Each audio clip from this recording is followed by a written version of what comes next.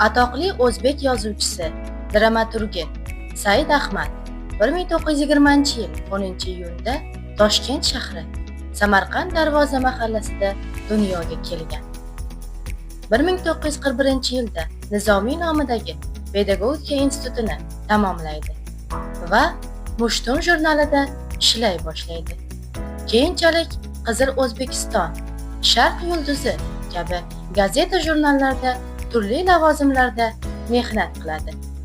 1940-yil birinchi mualliflik hikoyalar to'plami Tortiq nomi bilan nashr etiladi. Uning Cho'l burguti, Lochin, Bo'ston, To'yboshi, Odam bo'ri kabi hikoyalari o'zbek adabiyotida yangilik ruhini olib kirgan. Mukofotlari: Do'stlik, buyuk xizmatlari uchun ordeni, O'zbekiston xalq yozuvchisi, O'zbekiston qahramoni.